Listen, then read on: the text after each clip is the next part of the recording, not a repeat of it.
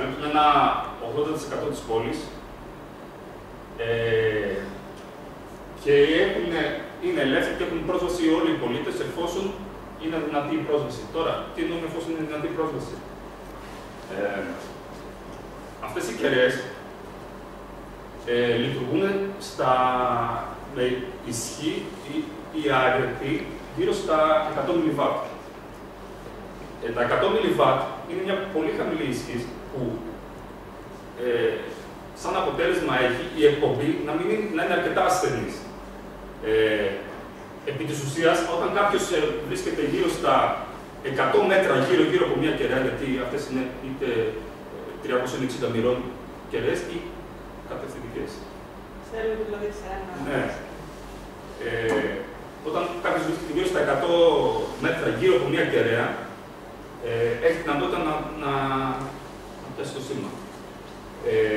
Και φυσικά πρέπει να έχει και οπτική επαφή.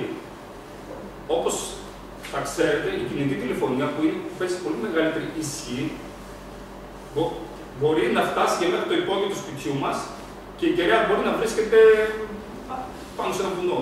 Παντού δηλαδή, δεν χρειάζεται να έχεις οπτική επαφή με την κεραία. Ναι. Οπότε είναι. Δηλαδή είναι πολύ ανίσχυρα αυτά τα σήματα των 2,4 GHz της τεχνολογίας Wi-Fi που λέμε, που έτσι δεν μπορούμε να φτάσουμε να καλύψουμε όλη την πόλη. Μιλάμε και για αυτό συνεπάγεται φυσικά και πολύ χαμηλή τεχνολογία. Αλλά δεν μπορεί να καλυφθεί και όλη η πόλη. Δηλαδή, πολλοί έχουν έρθει και έχουν παραπονηθεί ότι δεν πιάνουν στο σπίτι τους το δίκτυο. Αυτό όντως δεν μπορεί να συμβαίνει, διότι το δίκτυο δεν είναι φτιαγμένο για να μπαίνει μέσα στα σπίτια.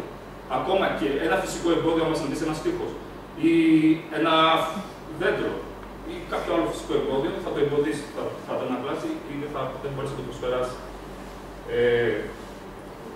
Και να λέμε λίγο ότι γενικά αυτή η ισχύ από αυτές τις κεραίες είναι πολύ χαμηλότερη και φυσικά, λιγότερο βλαβερή από ότι.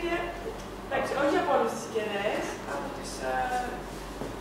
Επειδή είπαμε δεν μπορούμε να σας πούμε πάρα πολλά θεωρητικά αυτή τη στιγμή, μπορούμε όμως να σας πούμε ότι σε σύγκριση με ένα κινητό τηλέφωνο, η ισχύ και η τεχνολογία αυτής της κεραίας είναι περίπου 10 με 15 φορές μικρότερο.